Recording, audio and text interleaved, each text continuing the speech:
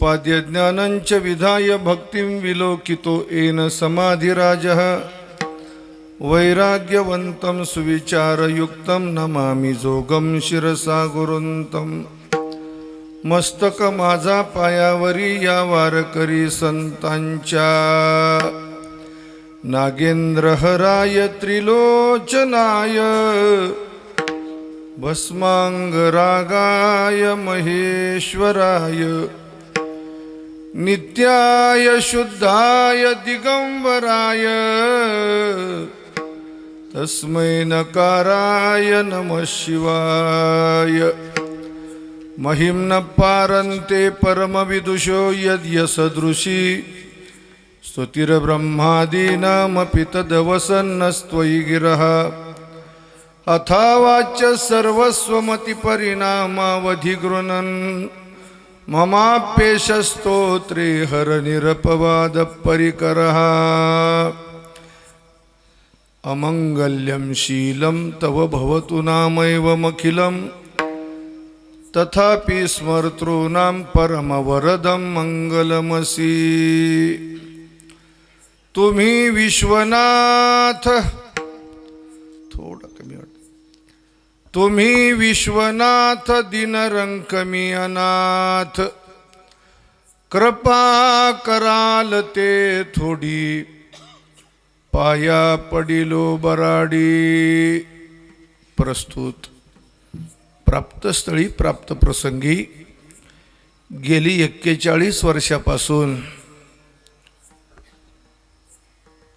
भगवान शनेश्वराच्या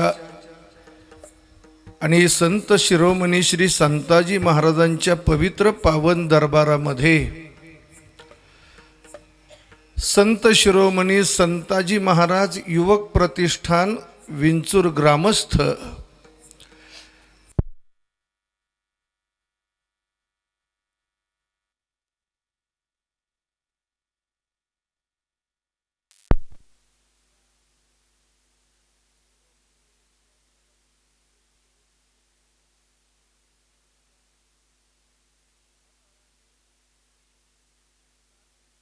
जुन्या जाणत्या परमार्थिक परमार्थिकांच्या मार्गदर्शनाद्वारा अनेक उदार देणगीदार अन्नदाते आश्रयदाते कार्यकर्ते सर्व ग्रामस्थ आणि आजच्या दिवशी किंबहुना या 7 दिवसामध्ये श्रवण भक्तीच्या माध्यमातून या पंचक्रोशीमधून येत असलेल्या भक्त भाविकांचा वर्ग या सर्व मंडळींच्या संयुक्त योगदानाच्या माध्यमातून 41 वर्षापासूनची ही दिव्य स्वरूपाची परंपरा खऱ्या अर्थाने तुम्ही पुढे घेऊन जात आहात आणि या वर्षीच्या या नामसप्ताहामधील विविध प्रकारच्या योगावरती आलेली माझ्याकडची ही कीर्तनाची सेवा आहे। पहिला योग प्रकाश महाराज असा आहे की सप्ताहाच्या उपांत्य दिवसाचं अर्थात जागराचं कीर्तन आहे, बरोबर उत्तम महाराज।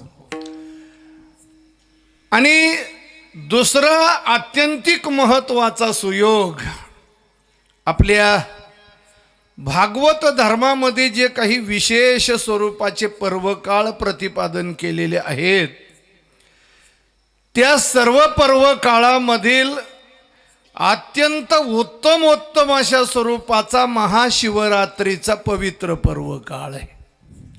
खरं तर मी विचार करून आलो होतो की आज शिवभोळा चक्रवर्ती या अभंगाचं चिंतन करायचं, पण नंतर लक्षात आलं, भीमरावांना दिगंबर महाराज माझ्या नंतर लक्षात आलं की गड्या सप्ताहाच्या उपांत्य दिवसाचंही आणि जागराचंही कीर्तन आजच आहे। आणि म्हणून वारकरी संप्रदायातील युगपुरुषांनी पूर्वाचार्यांनी धर्माचार्यांनी या वेद प्रतिपादित असलेल्या संप्रदायाची राज्यघटना निर्माण केलेली आहे आणि ती घटना अलिखित स्वरूपाची आहे। कशी कशी कशी बोला ना. लिखित स्वरूपाची नाही, अलिखित स्वरूपाची घटना आहे. अलिखित मी एवढ्या करता बोललो की आज लिखित घटनेचं काय वज वाटोळं आमच्या मंडळींनी चालवलंय आपण उघड्या डोळ्याने पाहतोय. वारकरी पंथाची घटना ही अलिखित असेल, पण या अलिखित घटनेतल्या कोणत्याही कलमाचं पोटकलमाची पायमल्ली करण्याचं धारिष्ट्य मोठ्यातल्या मोठ्या आणि छोट्यातल्या छोट्या कोण्याही वारकऱ्यानं आजपर्यंत केलं नाही. आणि म्हणून संप्रदाय शुद्ध परंपरेचं पाईकत्व स्वीकारल्यानंतर काही नियमावली असते. वारकरी संप्रदाय हा एकमेव संप्रदाय आहे की तो चाकोरीबद्ध चालणारा, नियमबद्ध राहणारा संप्रदाय आहे. या संप्रदायाच्या विशुद्ध कीर्तन परंपरेमध्ये महोत्सवात कोणत्या दिवशी वक्त्यानं कोणत्या विषयावर चिंतन मांडायचंय याचे संकेत ठरवले गेलेले आहेत. दादा ऐका, इथे आपली अक्कल चालवता येत नाही. या व्यासपीठावर मला मदत करा का, नाराज येत तुम्ही माझ्यावर? ऐका ना, या व्यासपीठावर आपली अक्कल चालवता येत नाही. तरी सुद्धा आमच्यातले काही काही पठ्ठे असं म्हणतात की मला असं वाटतं, हे मी सांगतो. मी म्हटलं तुला काय वाटतं हे घरी जाऊन तुझ्या बायकोला सांग. इथं ज्ञानोबा राहिला आणि तुकोबा राहिला काय वाटतं हेच कीर्तनकारानं बोंबललं पाहिजे. ऐका, ही विशुद्ध स्वरूपाची परंपरा आहे. एक वाक्य आणखी जोडून जातो. वारकरी संप्रदाय हा 96 कुळी खानदानी घराणा आहे. इथं बाजार बुनगेपणा चालत नाही. ठरलं गेलेलं आहे महाराज. कोणी ठरवलं? कायेनं वाचेनं मनानं ज्यांनी सर्वसमर्पणात्मक स्वरूपाचा भाव पांडुरंग चरणी समर्पित केला, अशा आमच्या पूर्वाचार्यांनी ही घटना लिहिली. आणि म्हणून काल्याचा दिवस असेल तर त्या कीर्तनकारानं बाळक्रीडा, काल्याचे प्रसंग, चरित्रावर कृष्ण परमात्म्याच्या बोलावं. आणि काल्याचा अगोदरचा उपांत्य दिवस असेल तर त्या कोण्याही कीर्तनकारानं फक्त मागणीचं चिंतन मांडायचं आहे.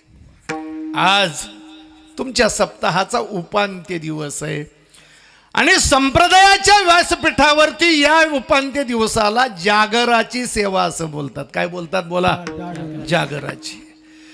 जागरा करता कीर्तनकारानं काय चिंतन मांडावं संकेत ठरलेले. आज मागणी सोडून बाकीचं काही मांडायचं नाही.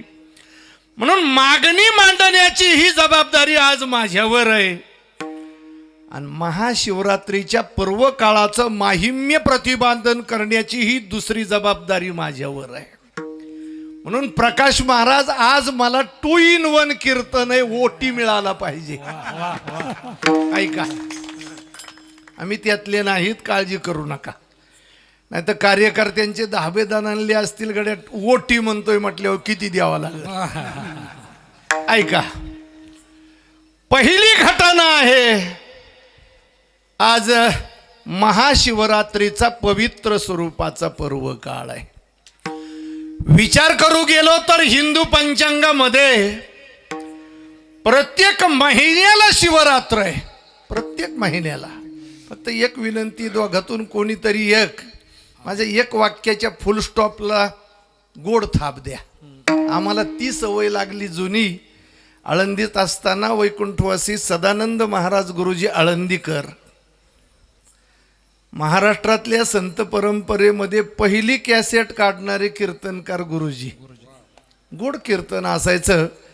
आणि प्रकाश महाराज गुरुजी असं म्हणत, कीर्तनकाराच्या वाक्याच्या पूर्णविरामाला मृदंगाची समेवर पडलेली सोयीस्कर स्वरूपाची थाप म्हणजे कीर्तनाला चढविलेले साजशृंगार असतात. अन्यथा ते कीर्तन कीर्तन वाटत नाही, पुढाऱ्याच्या प्रचार सभेतलं भाषण वाटतं. ऐका, महाशिवरात्र प्रति मासाला येते, आपलं शिवरात्र प्रति मासाला येते. पण हिंदू धर्मामध्ये, धर्मग्रंथामध्ये ज्या शिवरात्रीचं अत्यंत अशा स्वरूपाचं महत्व प्रतिपादन केलेलं आहे, ती महाशिवरात्र फक्त वर्षातनं एकदा येते. उलट पक्षी काळरात्रीचा अनुभव सांसारिक जीवनामध्ये आपल्याला रोज येतो. ऐका, काळरात्रीचा अनुभव काही समाजामध्ये सांगण्यासारखा नाही. समाजासमोर कालरात्रीचा असलेला कटू अनुभव मांडण्यासारखा नाही. विचार आज आपल्याला त्या काळरात्रीचा करायचाच नाहीये. आज आपल्याला विचार करायचा आहे त्या महाशिवरात्रीचा विचार करायचा आहे. आणि म्हणून आज भगवान शिवाच्या चिंतनानं ओथंबलेली रात्र आहे. आजच्या माझ्या कीर्तनाला कोणीही वेळेचं बंधन घालायचं माग बसलेली म्हणत असतील चला अंधाराचा फायदा घेऊन कोण कोण पुढं पळतो, काही याच्या नादाला लागता. काकड्यापर्यंत भिडवायचंय आज आपल्याला. जागर आहे, जागर. काही माणसं म्हणली याला काय आजच कीर्तन मिळालं काय ना वैदाला बुंदी. ऐका, भगवान शिवाच्या चिंतनानं या असलेल्या रात्रीचा भाग आपल्याला व्यतीत करायचा आहे. सृष्टीचं आदी बीज असलेलं आदी तत्व भगवान शिव आजच्या रात्री या ठिकाणी पाहतात की कोण परमार्थाच्या ठाई जागे राहून माझ्या पवित्र मंगलमय नामाचं चिंतन करतात. आणि म्हणून या शिवरात्रीचा पर्व काल आहे. त्या निमित्तानं आपल्या समोर वाचून दाखविलेला प्रकाश महाराजांनी आणि आमच्या उत्तम महाराजांनी आपल्या समोर सुंदर लयबद्ध तालबद्ध चालीमध्ये गाऊन सादर केलेला अभंग जगद्गुरु संत श्रेष्ठ वैष्णव ज्येष्ठ वैदिक निष्ठ वारकरी वरिष्ठ श्री तुकाराम महाराज यांच्या अभंग संहितेमधील भगवान काशी विश्वनाथाला तुकोबारायांनी जे पत्र लिहिलं त्या पत्राचा नमुना ज्या अभंग वाङ्मयामध्ये आलेला आहे. काशीच्या विश्वेश्वराकडं आपल्यावर कृपा करण्याची माफक मागणी व्यक्त करणारा तुकोबारायाचा 4 चरणाचा अभंग आहे. या अभंगाचं चिंतन करता करता करता आपल्याला देवाकडं आज जागराच्या निमित्तानं मागणी करायची आहे. ऐका, काही लोक म्हणली आजच का मागायचं. घटस्थापना झाली पहिल्या दिवशी, विनाव प्रहर्याचा उभा राहिला पहिल्या दिवशी, पहिल्या दुसऱ्या दिवशी तिसऱ्या दिवशी का नाही मागितलं, आजच का मागायचं. ऐका, मागण्याकरता काही गोष्टी जीवनामध्ये तयार असाव्या लागतात तर मागता येतं. तुम्ही बोलाल की काय काय तयार असावं लागतं. ऐका, मागायचं असेल तर अधिकार, मागायचं असेल तर योग्यता, मागायचं असेल तर लायकी तयार केल्याशिवाय मागता येत. अधिकार वेगळा, योग्यता वेगळी, लायकी वेगळी. पण या तिन्ही गोष्टी तयार व्हायच्या असेल तर काय असावं लागेल. अधिकार, योग्यता आणि लायकी सिद्ध करायची असेल तर जीवनामध्ये सेवाभाव जतन करावा लागतो. काय काय काय काय काय सेवाभाव. सेवाभावी वृत्ती नसेल तर कुठल्याही क्षेत्रातल्या व्यक्तीला आपल्या असलेल्या वरिष्ठाकडं डोळे उघडून तोंड वर करून काहीही मागता येत नाही. जीवनात सेवा महत्वाची आहे. अलीकडचा काळ विचित्र आहे महाराज. लोकांना सेवा हाच मुळात अर्थ सेवा शब्दाचा कळेना. कशाला म्हणतात सेवा. ऐका, आमचे गुरुजी गोड असं सांगायचे, सेवा या 2 अक्षरी शब्दाचा अर्थ. कशाचा अर्थ सांगायचा आहे मला आता. सेवा कशाला म्हणायचं. सेवा न दिसता केलेल्या कोणत्याही कृतीचं नाव आहे सेवा. वाऱ्याप्रमाणे कार्य करत असताना समाजाची दृष्टी चोरून जे केलं जातं त्याला सेवा हे नाव आहे. आपल्याकडून तसं घडताना दिसत आम्ही करतो सेवा, झाडू घेतो मंडप झाडण्यासाठी, पण कधी गेटमधून माणसांचा लोंढा ज्यादा जेव्हा येत असेल तेव्हा आम्ही झाडू घेऊन झाडायला निघतो. ऐका, आमचे कीर्तनकार इथं उभं राहिल्यानंतर असं म्हणतात की बाबा सेवेसाठी निवडलेला अभंग. काय काय काय काय सेवेसाठी निवडलेला अभंग. आणि जाताना नारळ देताना पाकिट चापून पाहिल्यानंतर कळतंय पुढं गेला माळसाकोऱ्यात, मग कळलं गाड्या 1500 कमी आहेत. तिथून माघारी येतो तेवढ्याशा करता. ऐका, असं दलिंदर जीवन प्रत्यक्षात जगायचं आणि दांभिकपणानं लोकापुढं सेवाभाव म्हणायचा. गीता त्याला मिथ्याचार हा उच्यते असं म्हणतंय. दांभिकपणा म्हटलं जातो, हे ढोंग म्हटलं जातं. म्हणून सेवा जीवनात जर नसेल तर अधिकार, योग्यता आणि लायकीही तयार होत नाही. आज कोणतंही क्षेत्र असेल त्या क्षेत्रामध्ये जर तुम्हाला कोणाकडे वरिष्ठाकडे काही मागायचं असेल तर मागण्याकरता या तिन्ही गोष्टीची आवश्यकता असते. क्षेत्र राजकारणाचं असू द्या, क्षेत्र संसाराचं असू द्या, क्षेत्र समाजकारणाचं असू द्या, क्षेत्र धर्मकारण परमार्थ कारणाचं असू द्या, संसाराचा असू द्या, कुठल्याही क्षेत्रामध्ये मागायचं असेल तर सेवा जीवनात महत्वाची आहे. आणि ती नसेल आणि माणूस मागत असेल तर तुकोबाराय असा ठोका टाकतात, न करता सेवा मागे जो मुशहरा होता या भजत खोर लाई, या भजत खोर न करता सेवा मागे जो मुशहरा या भजत खोर लाई, या भजत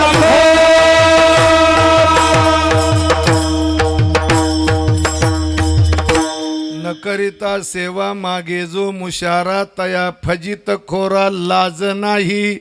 आणि म्हणून कोणाला कुठल्याही क्षेत्रातल्या व्यक्तीला काही मागायचं असेल तर सेवा. आज का मागायचं? या पवित्र पावन भगवान शनेश्वराच्या आणि संताजी महाराजाच्या पवित्र दरबारात तुम्हा युवकाकडून, तुम्हा भाविकाकडून, तुम्हा ग्रामस्थांकडून, तुम्हा सर्व असलेल्या कार्यकर्त्यांकडून सेवा घडलेली आहे. कोणी काकड्याची सेवा केली, कोणी जागराची सेवा केली, कोणी प्रहऱ्याची सेवा केली, कोणी टाळ वाजवण्याची सेवा केली, कोणी देणगी दानाची सेवा केली, कोणी पंक्ती घालण्याची सेवा केली. आणि यातलं काहीच ज्याला जमलं नाही त्यानं हे हसण्याचं काहीच कारण नाही. खाणं सुद्धा सेवाच आहे. अहो, लाखो रुपयाचं अन्नदान करणारे भेटतील, पण जर खाणारे नाही मिळाले तर कोणाला घालायचं? आणि म्हणून सर्वांगानं तुम्हा भाविकाकडून या ठिकाणी सेवा घडलेली आहे. आणि मग आज आपल्याला घडलेल्या सेवाभावाच्या योगानं कोण्याही राष्ट्रपतीच्या सर्टिफिकेटची मागायला गरज नाही. डायरेक्टली जायचंय देवाकडं, मागायचंय आज. पण मागत असताना आपल्या बुद्धीनं नाही मागायचं. काय काय काय काय आपल्या बुद्धीनं काय नाही मागायचं. विंचूर मधला एखादा कार्यकर्ता बोलेल मला की बाबा आमच्या बुद्धीनं का मागायचं नाही. आपली बुद्धी काय तशी शहाणी? बोला ना, आपली बुद्धी काय तितकी शहाणी? किती केलं तर आपली बुद्धी जातवान संसारिकाची बुद्धी आहे. तुम्ही म्हणणार हा नवीनच शब्द ऐकला, आम्हाला संसारिक माहिती आहे, पण जातवान संसारिक कशाला म्हणायचं? थोडक्यात सांगू, अगदी अर्ध्या मिनिटात सांगतो जातवान संसारिकाची व्याख्या. घरामध्ये सोनबाई भाजी करता, भेंडीची भाजी करायची म्हणून सुरी घेऊन कटर पॅड घेऊन भेंडी चिरायला बसली. जुन्या विचाराच्या सासूबाईनं पाहिलं सुनबाई भेंडी चिरतायत. पाहिलं बारकाईनं कशी चिरतायत. सासूबाईच्या मनाला पटलं नाही सुनबाईचं भेंडी चिरणं. भेंडी कापता कापता सासू सुनेवर धावून गेली. काय बोलली माहिती? अगं मी जिवंत माझ्या डोळ्या देखत एवढी उधळपट्टी, मी मेले हो काय? सुनबाई म्हटली आत्या घडलं काय? ती म्हटली जरा देठाला खेटून भेंडी चिर. ऐका, 10 सेंटीमीटर भेंडी वाया घालवली असा विचार जी करते जातवान संसारिक. ऐका, जातवान संसारिक. आपल्यात सांगू, पाहुणे आले बैठकीमध्ये. सासरे बुवाने आवाज दिला चहा टाका. वजनात सुनबाई चहाचा तबक घेऊन बैठकीत आल्या. पाहुणे बसले होते आणि हॉलमध्ये येता येता अंगठा अडकला साडीच्या काठामध्ये. चहाचं तबक हातातून ग्रॅनाइटवर पडलं आणि आवडीनं आणलेल्या डझनभर सुंदर कपापैकी एका देखण्या कपाचा दांडा मोडला. दांडा मोडल्याबरोबर गडबडली बिचारी. तिनं पदराड दांडा मोडलेला कप लपवला आणि मामंजीला न दिसता अशी बाहेर घेऊन चालली. तेवढ्यात मामंजीच्या सूक्ष्म नजरेतून ही गोष्ट नाही सुटली. पोरी अगं कुठं? मामंजी कपाचा दांडा मोडलाय, निरुपयोगी झालाय, उकिरड्यावर फेकायला चालले. दांडा मोडला म्हणून फेकायला निघालीस? आता एवढी उधळपट्टी तर आमची माती झाल्यावर काय? आणि इकडं दांडा मोडला म्हणून काय झालं? हिरव्या मिरचीचा ठ्याचा भरायला उपयोगी पडल. दॅट्स कॉल्ड जातवान संसारिक. आणि म्हणून आम्ही किती परमार्थिक असल्याचं भासवलं तरी आमची बुद्धी काही तितकी शहाणी नाहीये. म्हणून आपल्या जातवान संसारिकाच्या बुद्धीनं नाही देवाकडं मागायचं. मग कोण्या शहाण्याच्या? ऐका, गीतेच्या 2य अध्यायामध्ये 2ऱ्या अध्यायामध्ये 16व्या श्लोकात भगवान परमात्म्याने ज्या बुद्धीचं वर्णन केलंय त्या संत महात्म्यांच्या बुद्धीनं आज मागायचंय. श्लोक वाचा तुम्ही. काय बुद्धी आहे महापुरुषांची?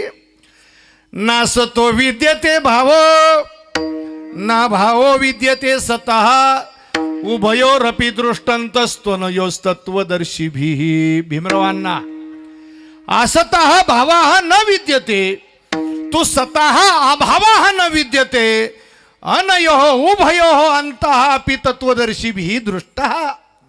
याला अन्वय म्हणतात. ऐका, असत गोष्टीची सिद्धी होऊ शकत नाही. सत गोष्टीचा भाव जगातनं कधीही बाद होऊ शकत नाही. मग या दोहोचा निर्णय ज्यांनी केला त्या महात्म्यांची बुद्धी तत्वदर्शी बुद्धी आहे. सगळे ओव्या वाचा त्याच्यावरच्या. तैसे विचारिता निरसले प्रपंचू सहजे सांडवले, तत्वता तत्व उरले ज्ञानी असी. सगळे दृष्टांत ग्राम्य जीवनातले आहेत, शेतकरी जीवनातले आहेत. भूस बीज एकवट उपनितार आहे घनवट, ते थवडे ते फलकट जाणवाले. सलिली पय जैसे एक होनी मिनले असे, निवडो निराज हंसे वेगळे की जे. जाणी वेचायनी करिता दधी कडसनी, नवनीत निर्वाणी दिसे जैसे. म्हणून या उपाधी माझी गुप्त चैतन्य असे सर्वगत, ते तत्वज्ञ संत स्वीकारिती. अशा तत्वज्ञ संतांची जी असलेली तत्वदर्शी बुद्धी आहे त्या बुद्धीनं तुकोबाराय आपल्यासारख्यांचं प्रतिनिधित्व करत असताना वाराणसीच्या विश्वनाथाला मागणीचं पत्र मांडतात. पहिलं चरण. तुम्ही विश्वनाथ, हो तुम्ही विश्वनाथ, तुम्ही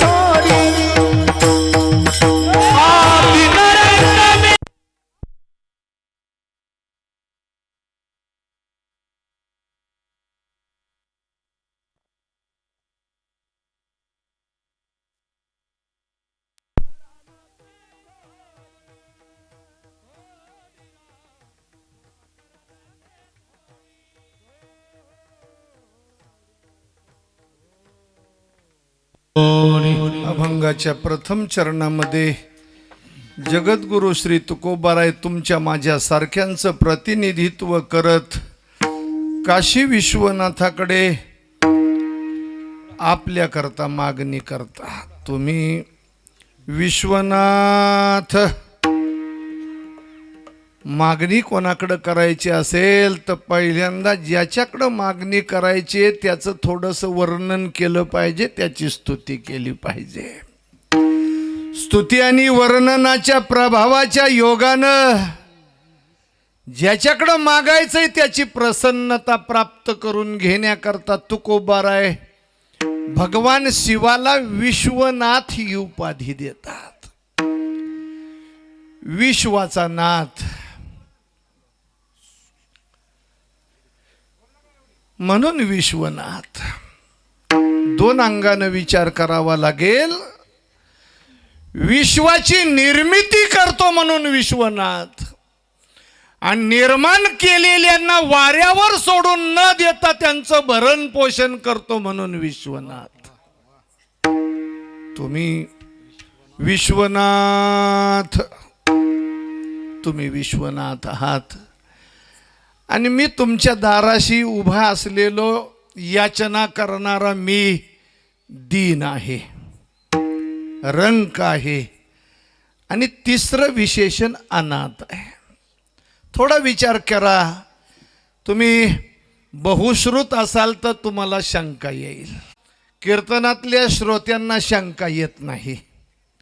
का येत नाही तर आमच्यातल्याच काही मंडळींनी लोकांची कीर्तन ऐकण्याची अभिरुचीच फार बदलून टाकलेली आहे.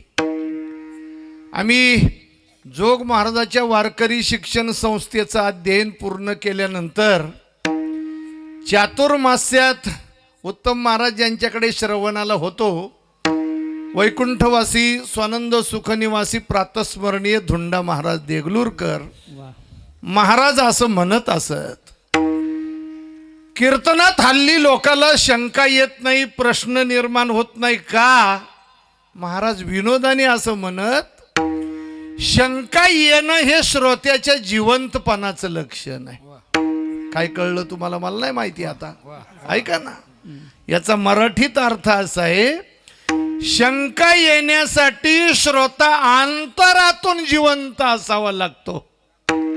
ऐका, तुकोबाराय वारकरी संप्रदाय मंदिराच्या कलशस्थानावरती विराजमान असलेलं विभूतिमत्व, एवढी उच्चतम भूमिका प्राप्त होऊनही या अभंगामध्ये स्वतःला दीन म्हणवतात, रंक म्हणवतात, मी अनाथ आहे असं म्हणवतात.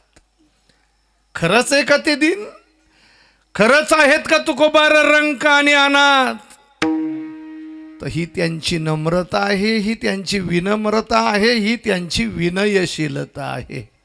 ऐका ना, जे खचखचून अशा स्वरूपाच्या तत्वज्ञानानं ज्यांचं जीवन बहरलेलं असतं ती माणसं नेहमी शालीन असतात, लीन असतात आणि नम्र असतात. ज्ञानोबारायांनी 9व्या अध्यायात गोड चिंतन मांडलं. आंब्याच्या झाडाची फांदी भूमीकडे झोकली. काय कारण? कोणतीही फांदी झुकत नाही. ज्या फांदीला बहर आलेला आहे, ज्या बहराच्या कैऱ्या बांधलेल्या आहेत आणि बांधलेल्या कैऱ्यांनी साखं बांधून ज्या ज्या कैऱ्या पाडाला लागलेल्या आहेत ज्या फांदीच्या, अरे त्याच फळाबहारानं कोणत्याही झाडाची फांदी भूमीकडे लवल्या जाते. फळलिया तरुची शाखा सहजे भूमीसी उतरे देखा, तैसे जीव मात्रा अशेखा खालावती ते. फळले ते लवे भारे तुकोबाराय म्हणतात. ज्याला फळ आलंय त्यालाच लवायचं कळतं आणि त्यालाच नम्र व्हायचं कळतं. ऐका ना, 13व्या अध्यायामध्ये अज्ञानी पुरुषाची लक्षणं सांगत असताना ज्ञानोबारायांनी जे कधीच लवत नाही, नम्र नाही आणि वाकत नाही, अशा वस्तूचं उदाहरण दिलं. ती वस्तू आमच्या माता भगिनींना किचन रूम मध्ये रोज पाहायला मिळते, रोज अनुभव. त्या वस्तूचं नाव आहे लाटणं. काय नाव? बोला ना. कोण्या मिस्त्रीनं त्याची रचना केली? खरं तर त्याला भारतरत्न दिला पाहिजे. कशाची निर्मिती? कोण्या मिस्त्रीनं तयार केलं त्याला पद्मश्री द्यावा.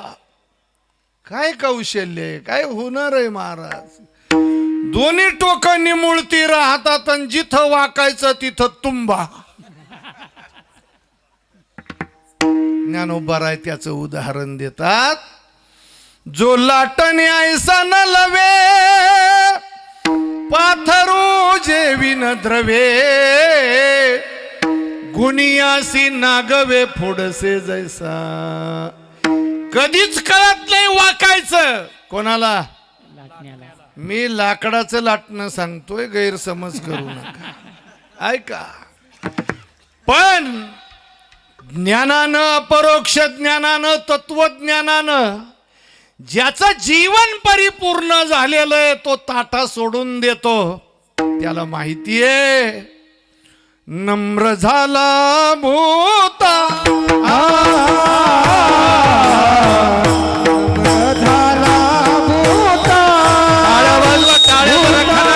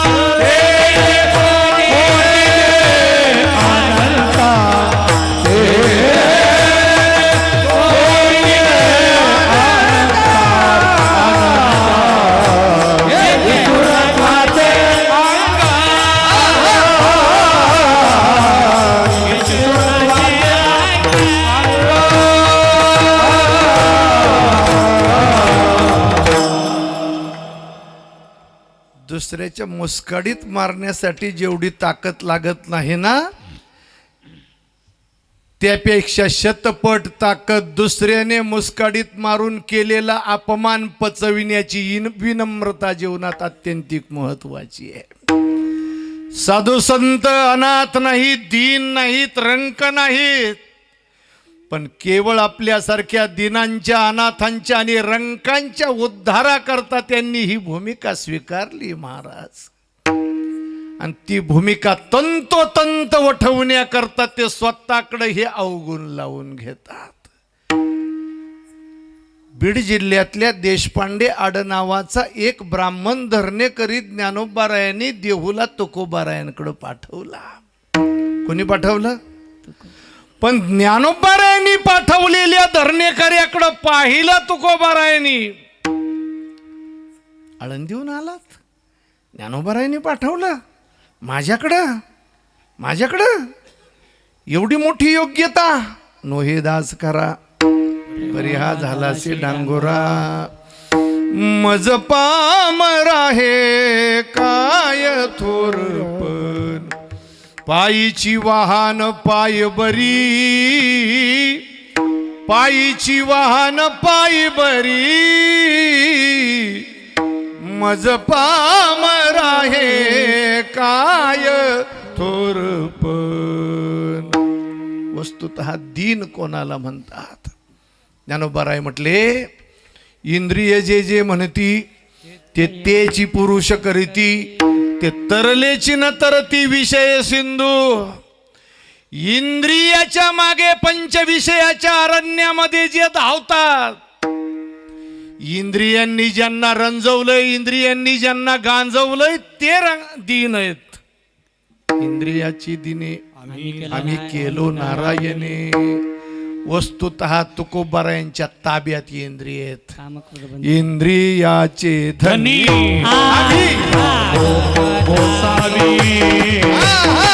इंद्रियाचे झालो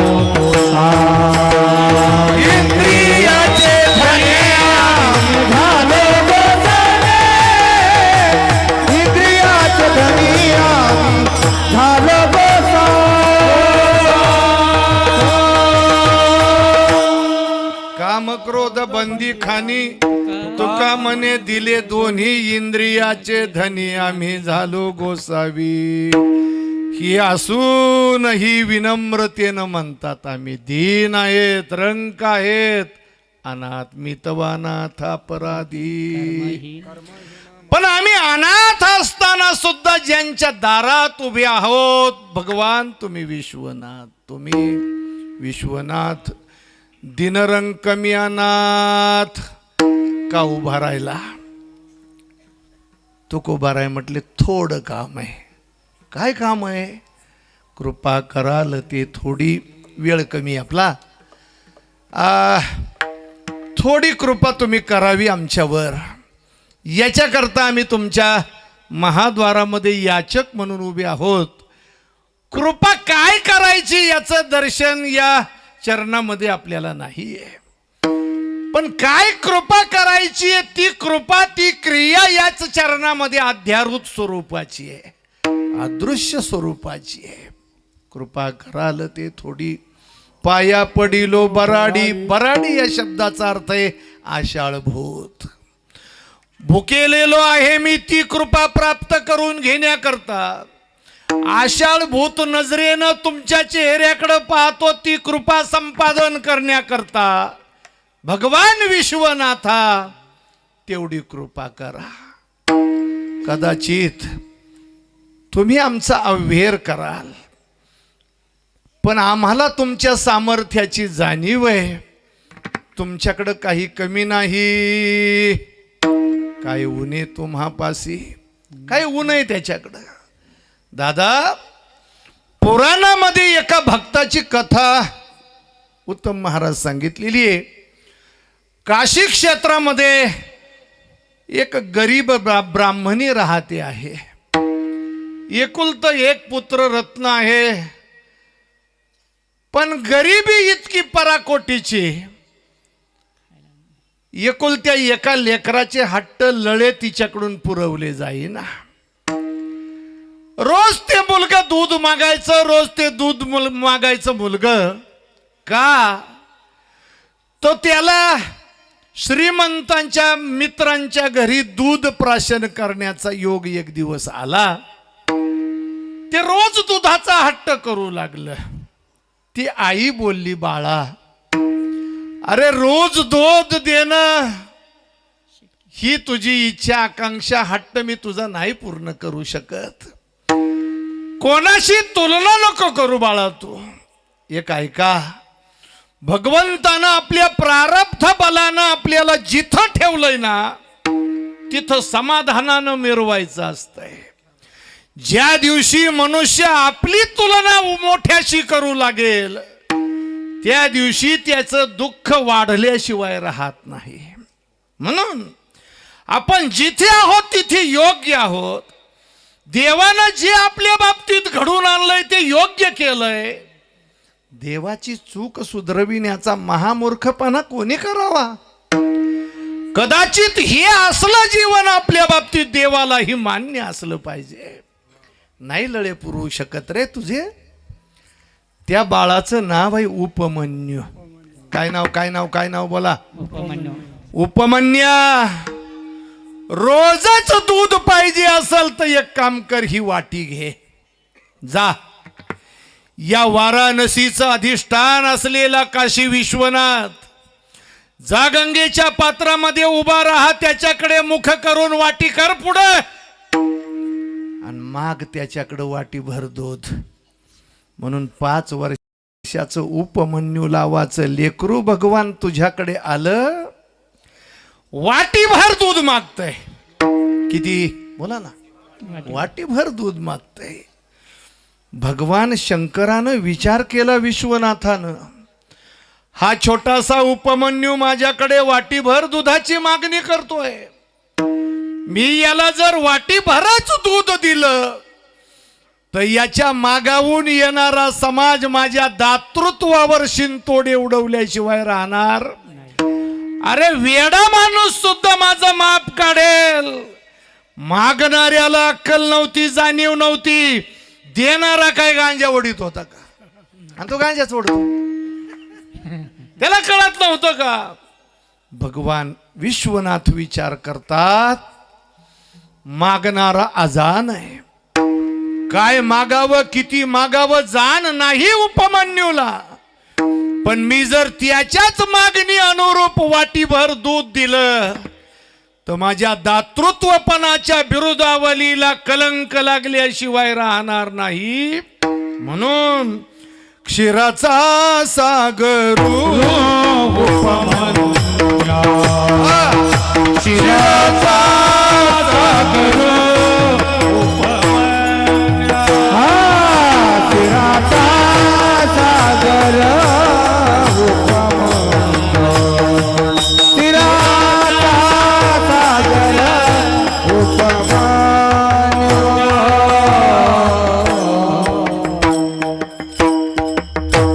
आढळपदी बाळ बैसविला धुरू,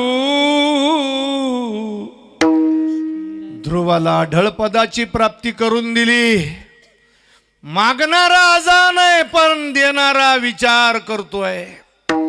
वाटीभर कसं द्यावं? अरे वाटीभर दुधाची याचना करणाऱ्या उपमन्याला तुम्ही क्षीराचा समुद्र दान म्हणून दिला. काय उणे तुम्हापाशी, एवढं मागण्याकरता मी नाही आलो तुमच्या दारात. मग थोड्यात संतुष्ट होतोय. मी तो अल्पची संतोषी हा वारकरी जीवनाचा गाभ आहे बर का. अल्पसंतुष्ट राहणं हा वारकरी जीवनाचा गाभ आहे.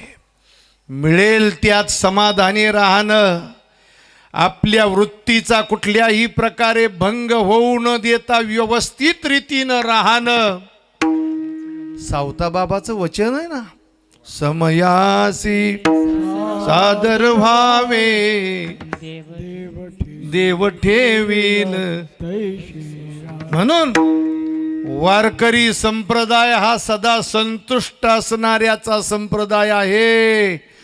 अतृप्त आत्मे असलेल्या भूतावळीचा संप्रदाय नाही. ऐका, अल्पसंतुष्ट, मिळेल त्यात संतुष्टता.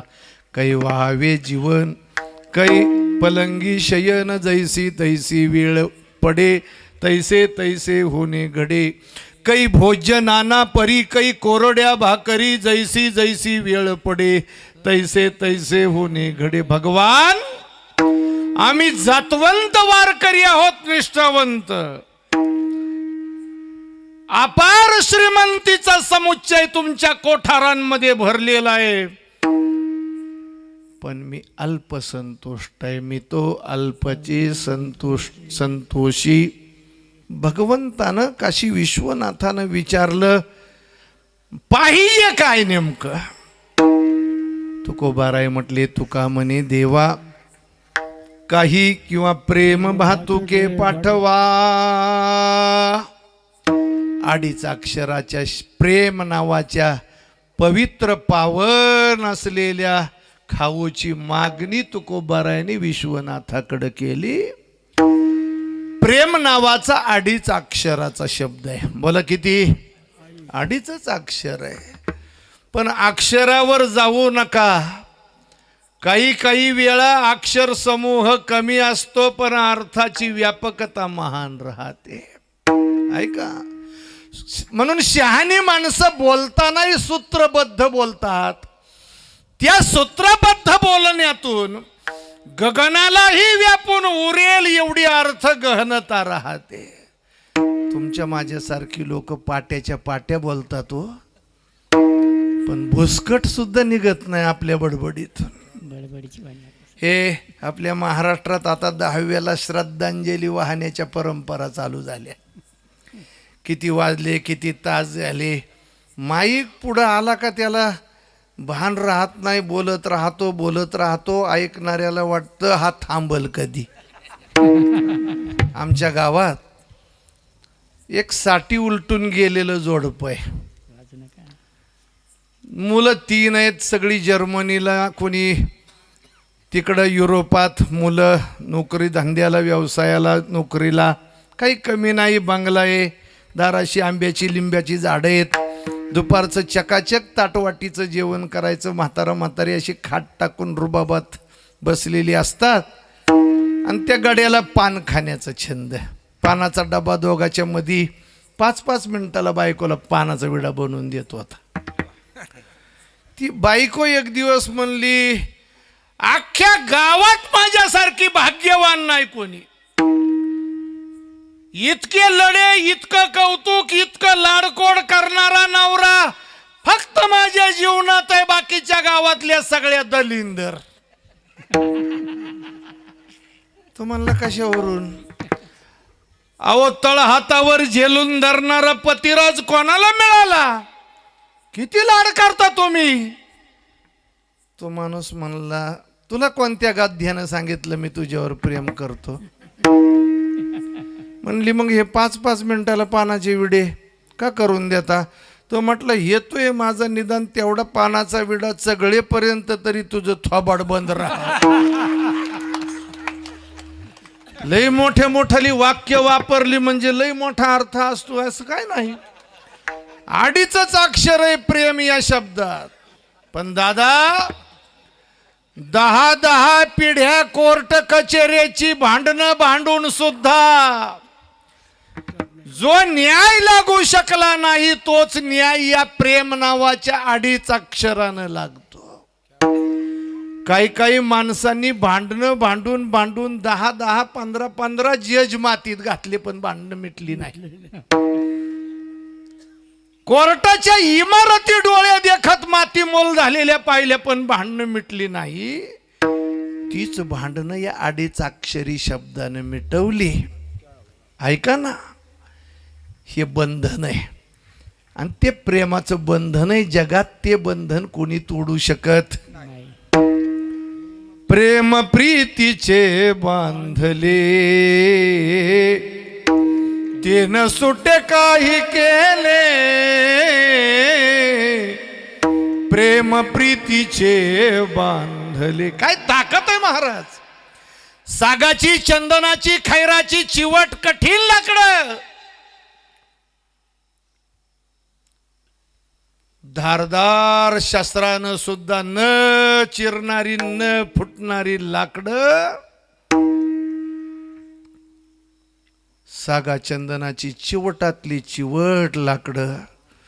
पण छोटासा नाजूक कोमल असलेला भुंगा मात्र आपल्या आरीनं ती लाकडं कोरतो. ही प्रेमाची ताकद आहे. ऐका, आणि जगात हे प्रेम म्हटलं मी, आणि तेही प्रेम पारमार्थिक प्रेम म्हटलो. ऐका, आणि त्या प्रेमाला आमच्या भक्तिशास्त्रामध्ये भक्तिप्रेम ही संज्ञा आहे. काय काय काय काय काय तुकोबाराय जे मागतात ते परमार्थातलं भक्तिप्रेम. व्यवहारातलं प्रेम हे कातडीवर प्रेम करतो म्हणणारी हे प्रेम नाही. हे व्यवहारातलं प्रेम हे कातडीवरचं प्रेम आहे. पण तुकोबाराय विश्वनाथाकडे ज्या प्रेमाची मागणी करतात ते भक्तिप्रेम आहे. व्यवहारातल्या या चमडी प्रेमाचं काय सांगावं महाराज. निव्वळ नाटक चालू राहतं आपल्या भोवती. माझं तुमच्यावर फार प्रेम आहे, माझं तुमच्यावर फार प्रेम आहे. पागल बनवतात आपल्याला. फार प्रेम आहे माझं तुमच्यावर. पण फक्त घरी जाऊन तुम्ही आता मनात लय म्हणत होती माझं तुमच्यावर फार प्रेम आहे, फार प्रेम आहे. झिरकं कालवलेली थोडीशी उष्टी राहिलेली एवढी खिचडी खाऊन दाखव बर. ती म्हणली फेक तिकडं. ऐका, अरे प्रेमाचं नाटक केलं जातं. हे चमडी प्रेम आहे. लग्नाची उष्ट खात नाही तर लव्ह मॅरेजची गणना कोण करी. हे चमडीचं प्रेम वेगळं. तुकोबाराय देवाकडे जे मागतात ते भक्ती प्रेम आहे. म्हणून काही भातुके पाठवा, प्रेम भातुके पाठवा. जगामध्ये असं निर्भेळ, निर्निमित्त, निस्वार्थी प्रेम फक्त देवाकडे. प्रेम देवाचे हे देणे. नका वाजवा, आपला टाइम झाला आता. ऐका, प्रेम देवाचे हे देणे. प्रेम देवाचं देणे. आणि जगाच्या बाजारामध्ये प्रेम देणारा दाता फक्त भगवान आहे महाराज. बाकी सगळी लटकी आहेत, लटकी. देहलग लोकाचा वर्ग आहे, धनलग लोकाचा वर्ग आहे. जोपर्यंत आपले दंड लोखंडाचे राहतात, गाल सफरचंदासारखे राहतात, ओठाला रक्त डाळिंबाची लाली राहते, जोपर्यंत डोळ्यामध्ये हरणाच्या सारखा पाणीदारपणाचं तेज राहतं, तोपर्यंत आपल्या पाठीमागे पुढे फिरणारी कितीतरी लोक आहेत महाराज. ही मतलबी लोक आहेत. ऐका, निर्भेळ प्रेम ही मंडळी देऊ शकत नाही. निर्भेळ निर्निमित्त निर्व्याज प्रेमाचा दाता आहे भगवान. म्हणून तुकोबाराय बोलतात, काही भातुके या शब्दाचा अर्थ आहे खाऊ. खाऊ ऐका, हा प्रेम नावाचा खाऊ, भक्ती प्रेम नावाचा खाऊ का मागतात? तर या प्रेमाविना जेही काही मिळेल ते निरर्थक आहे. म्हणूनच भक्ती प्रेमाविना नको देवा, अनुभव नित्य नवा, दया माझी अभिमान नित्य नवा. भक्ती प्रेमाविना ज्ञान नको देवा, अभिमान नित्य नवा, दया माझी अभिमान नित्य नवा. आणि म्हणून आमच्या कोणत्याही वारकरी संतांचं वाङ्मय पहा. प्रेम सुख देई, प्रेम सुख देई, का प्रेमाविना नाही समाधान. अर्थात ते प्रेम म्हणजे भक्ती प्रेम. भक्ती प्रेमाची मागणी करतात आणि ते प्रेम देणारा दाता भगवान आहे. म्हणून तुम्ही विश्वनाथ दिनरंकमी अनाथ, कृपा कराल ते थोडी, पाया पडिलो बराडे विठोबार घुमाई.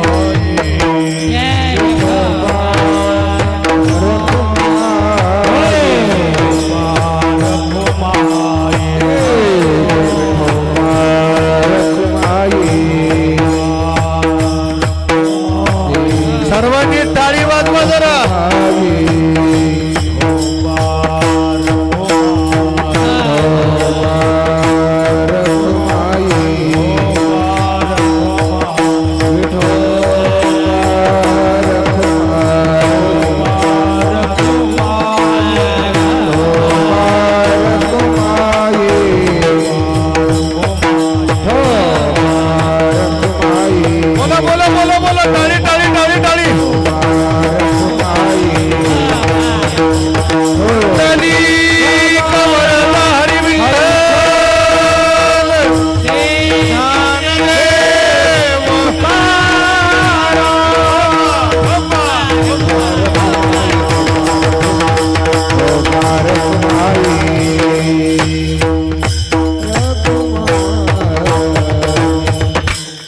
नमः शिवाय. ओम नमः शिवाय.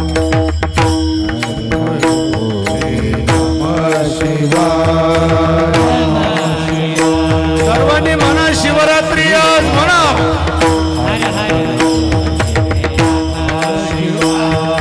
हर हर भोले नमः शिवाय.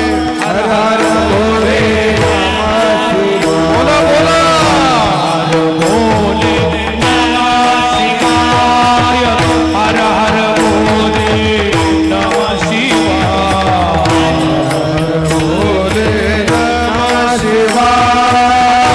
हर हर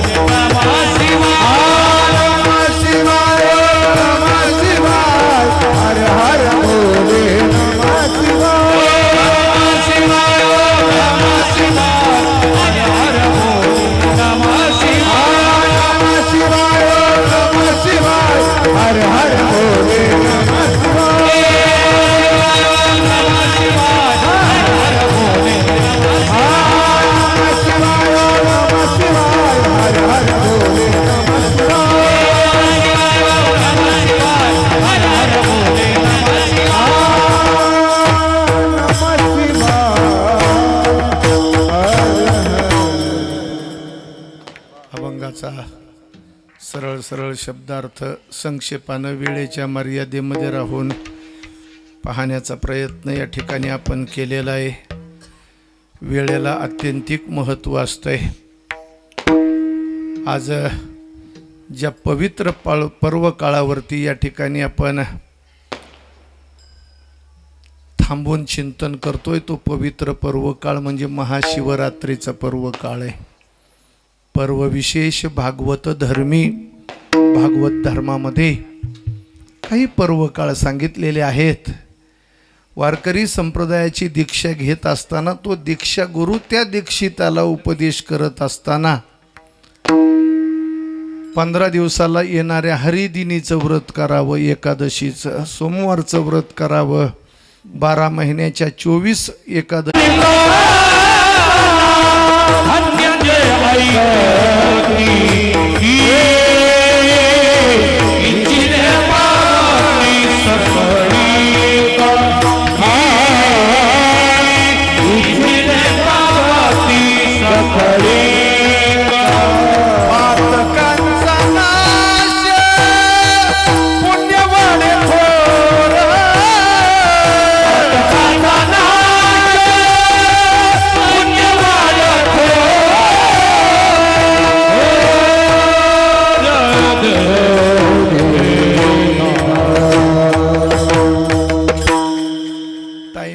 मनी.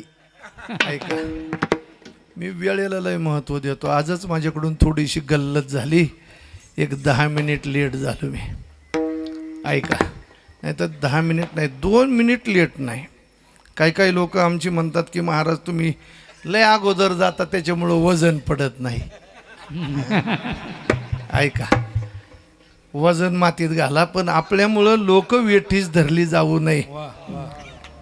गुरुवर्य संतवीर क्रांतीवीर बंडातात्या कराडकरांचं एक वाक्य आहे.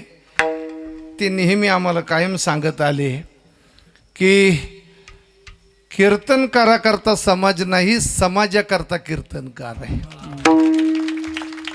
आणि म्हणून मी इमानदारीनं दिलगिरी व्यक्त करतो. 10 मिनिट लेट झालोय म्हणून 10 मिनिट पुढं जायचं हे आमच्या गणितात बसत नाही. ऐका, वेळेला महत्त्व आहे. आज पवित्र असलेल्या भगवान शिवाची शिवरात्र आहे आणि तीही महाशिवरात्र आहे. या महाशिवरात्रीची कथा नाथ महाराज असं गोड लिहितात. नामदेव महाराजांच्या अभंग गाथेमधील तर महाशिवरात्रीचं तर भलं मोठं थोरलं प्रकरण आहे. या महाशिवरात्रीची कथा आहे. या कथेमध्ये जो रंगून जाईल अंतरंगानं ही कथा भगवान शिवाची शिवरात्रीची जो ऐकेल त्याच्या जीवनात काय काय उत्क्रांती. ऐका, शिवरात्री कथा धन्य जे ऐकती इच्छिले पावती सकळ ही. ऐका, सांसारिक गोष्टीची इच्छा व्यक्त करा. संत म्हणतात या शिवरात्रीची कथा ऐकल्यानंतर तीही कामना पूर्ण होईल. परमार्थिक अनुवृत्तीनं भविष्यातील जीवन जगण्याची इच्छा व्यक्त करा. या कथेची फलप्राप्ती अशी आहे की तीही कामना जीवनात पूर्ण होईल. म्हणून इच्छिले पावते सकळ. आणखी काय होईल आमच्या जीवनात? ऐका ना, आपली लोक आपल्या धर्मातल्या कथा हे थोतांड आहे असं म्हणतात. म्हणून मी नेहमी सांगत असतो, काही माणसं या धर्मामध्ये जन्माला आली पण असं म्हणावं लागेल चुकून. लोकांची गरजच नाही महाराज. कोण्या मुसलमानानं येऊन आमच्या तत्वज्ञानाची खिल्ली नाही उडवली, अजून तरी नाही उडवली दादा. कोण्या मुसलमानानं आमच्या साधू संतांची निंदा नाही केली. आपलेच काय कमी येतं त्यांना बोलवायचं. आमच्या इथे कार्तिक स्नानाचा काकडा चालतो वारकऱ्यांचा महिनाभर, तर हिंदूंनी 11 वारकऱ्यांवर पोलीस केस केली आमची झोप मोडतात म्हणून. तुको बराय म्हणले, बाहेरच्याची गरजच नाही. तुझी आहे तुझं पाशी परी तू जागा चुकलाशी. पुढचा आहे का चौकडीचा अभंग आहे. चिवडून या नाशी तुझ्या घरच्यांनी केली. अरे घरच्यांनीच एवढी चिवड केली तर दुसऱ्याची काय गरज आहे. पण या कथा हे थोतांड नाही, हे कपोल कल्पित कल्पना नाही. ज्यांच्या खांद्यावर आम्ही माना टाकल्यात निर्धास्तपणानं ते हिंदूंचे नेते आता असं म्हणू लागलेत, रामायण झालं नाही, रामायण महाभारत हे संकल्पना आहेत, कल्पना आहेत. एक पठ्य तर असं म्हणला, रामायणाची या देशाला गरजच नाहीये. दादा, यावत चंद्र दिवाकर पथदर्शकाची भूमिका बजावणारं हिंदूंचं तत्वज्ञान आहे. जोपर्यंत चंद्र सूर्य आहेत तोपर्यंत जीवाच्या जीवनात आत्यंतिक आवश्यकतेच आहे. थोडस उत्तम महाराज जरा दुरुस्ती करून बोलतो. जोपर्यंत चंद्र सूर्य आहे तोपर्यंत वाङ्मय असं नाही. जोचपर्यंत हे संतांचं आणि धर्माचं वाङ्मय तत्वज्ञानाचं अवनी तलावर आहे, अरे अभ्रमंडळामध्ये तोच पर्यंत चंद्र सूर्य राहतील.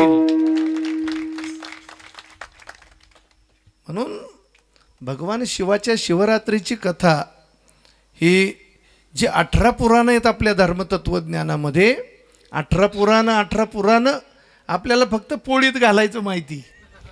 18 पुराणं मध्वयम भद्वयम चैव ब्रत्रयम व चतुष्टयम नालिम पाग्निम पुराणानी कुस्कम गारुडमेवच. हा सगळा श्लोक लिहून घ्या, घरी जाऊन शोधा, याच्यात 18 पुराणाची नावं आहेत. ऐका, या 18 पुराणापैकी असलेलं लिंग पुराण, त्या लिंग पुराणामध्ये आलेली भगवान शिवाच्या महाशिवरात्रीची कथा आहे. आपल्याकडे वेळ कमी आहे महाराज, कमीत कमी ही शिवरात्रीची कथा सांगायचं असेल तर 1.25 तास तरी असावा लागतो कमीत कमी, मगच सप्रमाण सांगता येते. म्हणून ऐका, कांचीपूर नगरामध्ये सोमदत्त नावाचा राज्य करतोय. आणि तेही राज्य असं तसं नाही, अत्यंत प्रशस्त अशा स्वरूपाचं. त्या राज्यातल्या कुठल्याही प्रजेला कुठल्याच प्रकारचा त्रास होऊ नये याची दक्षता घेणारा सोमदत्त नावाचा राजा आहे. धनाची उणीव नाही, संपत्तीचा तोटा नाही, रेलचेल आहे महाराज त्याच्या राज्यामध्ये. सामाजिक दायित्वाच्या बाबतीमध्ये बोलायचं झालं तर सोमदत्तासारखा राजा अजून तरी या असलेल्या अवनी तलावरती नाही जन्माला आला. धर्माला अनुसरून चालणारा राजा, प्रारब्ध प्रणीत व्यवस्थेमध्ये, प्रपंच प्रणीत व्यवस्थेमध्ये जगत असताना कोणाचं खाजगी जीवन कसं असावं, कोणाचं बाह्य जीवन कसं असावं असा आग्रह तुम्ही आम्ही नाही करू शकत. ऐका, ही प्रारब्धाच्या पाठीमागची गोष्ट आहे दादा. त्या सोमदत्ताला राज्य करीत असताना 500 बायका होत्या. किती तुम्ही फक्त बोलायचंय, टेन्शन घ्यायचं नाही. मागच्या शिवरात्रीला एक जण म्हटलं, एवढ्या बायका? म्हणलं तुला लोड आला का? तर म्हणलं मला नाही लोड आला, पण मी विचार करतोय तासाभरापासून एवढ्यांच्या डोक्याला खोबरेल तेल किती लागत असेल. मी म्हणलं तो तुझ्यासारखा काही मोदीच्या पिवळ्या कार्डाच्या जमान्यातला आहे का? ऐका ना, नको तिथं डोकं लावतात माणसं. पण त्या 500 धर्मपत्न्यांमध्ये नामदेव महाराज लिहितात, सगळे अभंग वाचा, मला वेळ कमी आहे हो. 500 माझी पतिव्रता दोन्ही, 500 पत्न्यांमध्ये 2 पतिव्रता आहेत. मांडी घाला काका. ऐका, मी विंचूरमध्ये पहिल्यांदाच आलोय, कडा कोपऱ्याला लई हिंडलोय, पण इथं पहिल्यांदा आलो. ऐका, नायताळ्याला आलो, धारणगावला आलो, रोईदेवगावला आलो, अशी आता उजाडल्यावर सांगेल इथं भावतालची गावं मला आता नाही कळत. ऐका अण्णा, 500 पत्न्यांमध्ये 2 पतिव्रता आहेत. आणि ह्या 2 वजा केल्या 500तून इज इक्वल टू 498 स्त्रिया ह्या जारिनी होत्या, व्यभिचारिणी होत्या, पापाचरणी होत्या. त्या असलेल्या 498 असलेल्या पापाचरणी पत्न्यांचं सगळं पाप सोमदत्त नावाच्या राजाला भोगावं लागलं. कारण नियम आहे असा, पत्नीनं केलेलं पाप पतीला भोगावं लागतं. काय आहे? ऐका, थापटा का राजेंद्र महाराज. राष्ट्र करी पाप भोगावे राजाने, रयतेनं केलेलं पाप राजाला भोगावं लागतं. प्रजेनं केलेल्या पापाचा भोग राजाला आहे, शिष्यानं केलेल्या पापाचा भोग गुरुला आहे.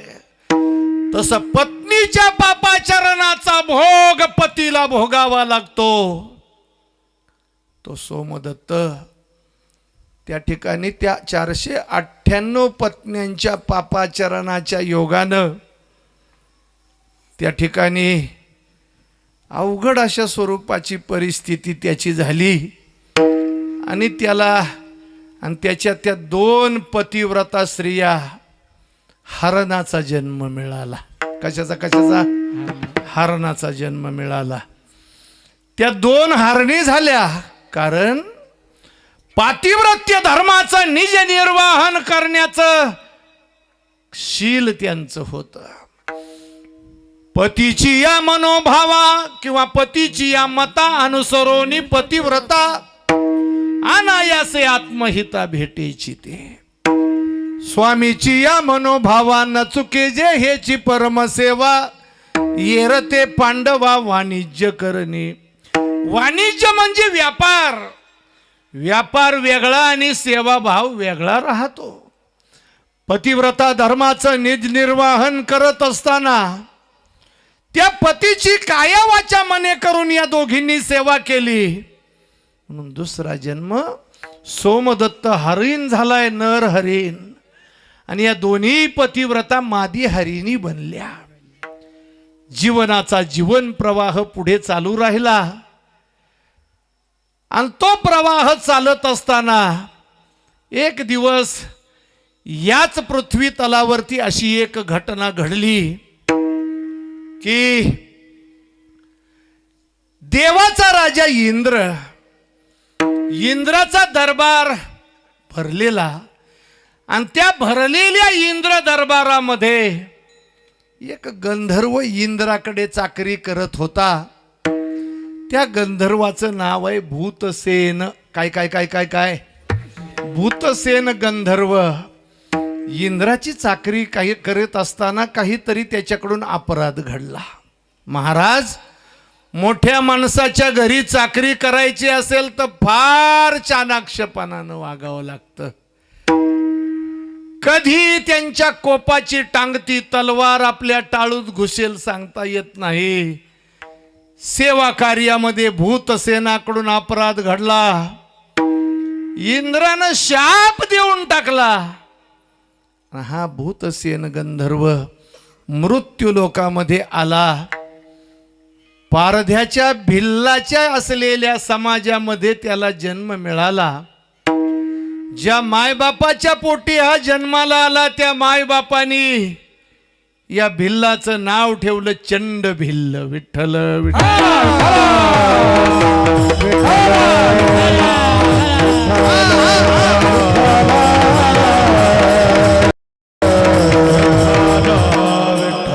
जन्म कोणाला कसा कुठे मिळावा हे आपण ठरवणारे नाही. भागवतामध्ये दिगंबर महाराज एक असं गोड वाक्य आहे, दैवा यत्तम कुले जन्म मदा यत्तंतु पौरुषम. कुठे कोणाच्या कुळात जन्म घ्यावा हे दैव प्रारब्ध ठरवत असतं, आपण ठरवणारे नाही. भिल्लाच्या समाजामध्ये तो जन्माला आला. चंड भिल्ल हे नामाभिधान घेऊन तो जगामध्ये मिरवू लागला. आणि त्या समाजामध्ये जन्माला आलं असल्या कारणानं त्यांचा जो परंपरेचा स्वरूपाचा जो व्यवसाय आहे तोच व्यवसाय आणि त्याच व्यवसायामध्ये तो रममान झाला. वडिलोपार्जित व्यवसाय होता. काय? पाश, वाघूर, कुऱ्हाड, जाळं, कुत्र हे सगळं भांडवल घेऊन रानात जायचं. वनवन जंगलामध्ये भटकायचं. कुटुंबाच्या उदरभरणासाठी म्हणून पशु पक्षी जनावर मारायची आणि परप्राण आणि ते एकत्र करून आपल्या कुटुंबाचं उदरनिर्वहन करायचं. माहित नव्हतं चंड भिल्लाला की परप्राण घातानं जीवनामध्ये पतन झाल्याशिवाय राहत नाही. ही उसनवारी आहे महाराज. कशी आहे? उसनवारी. उसनवारी आहे. एखाद्याचं घेतलेलं कर्ज, एखाद्याशी केलेली दुश्मनी आणि एखाद्याची केलेली हत्या, हे तुम्ही किती तोंड भीतीच्या आड लपवा तरी ते आपल्याला त्याची परतफेड केल्याशिवाय सुटका या ना त्या जन्मात का होईना त्याची परतफेड. बोला ना, परतफेड. काही लोकांच्या आयुष्यामध्ये फक्त घेनवळ माहिती आहे, देनवळ त्यांच्या डिक्शनरी मध्येच नाही. काही काही आता हे तुम्ही हायवेच्या जवळ राहता, काही काही पठ्ठे भेटतात. एक जण म्हणला मी आमक्याला असं उडून आलो, गटारात फेकला, लांब असा 50 फूट उंच उडून पडलाय, नक्की मेला असेल. लोक म्हणली तिथं कोणी होतं का, तुला पाठलाग केला का नाही कोणी? तो म्हणला कोणीच नाही, मला कोणीच पाहिलं नाही, मारून आलो मी. ऐका ना, कोणीच नाही पाहिलं.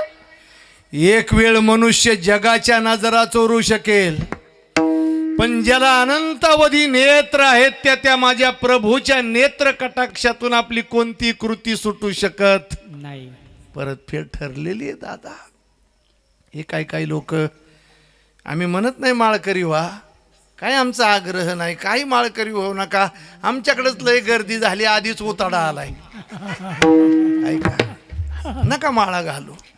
पण विंचूरमध्ये आल्यानंतर एक पाया पडून मागणी तुमच्याकडे मागतो, मला बोलवा नका बोलू, पण अभिमान वाटला पाहिजे आपल्याला.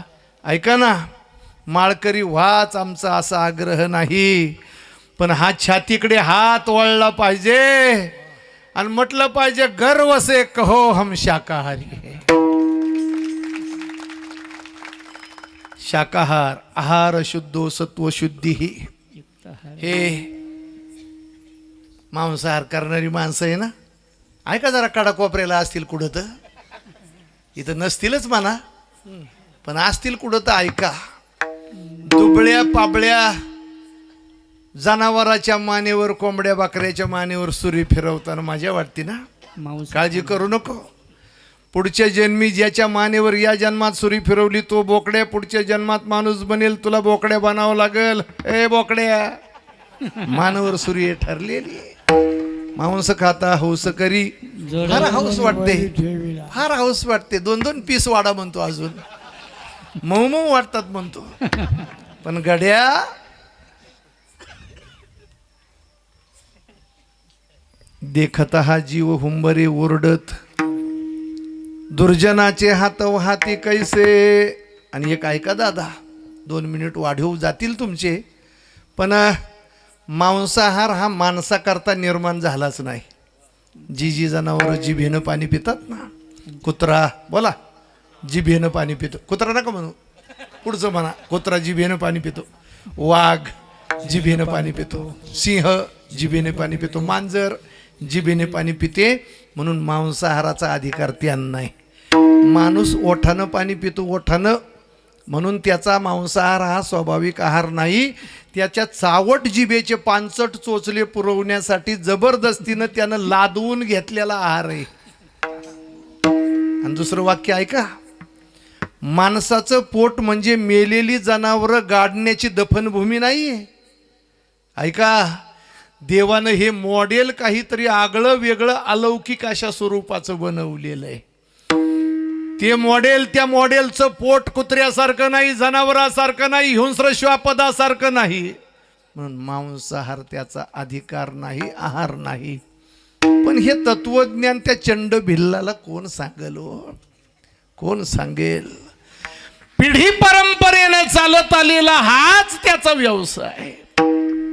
आपल्या बायका पोराचा उदरनिर्वाह, जनावरं मारायची, त्यांचं मांस घेऊन यायचं आणि त्यांना खाऊ घालायचं, त्यांचं पोट भरायचं.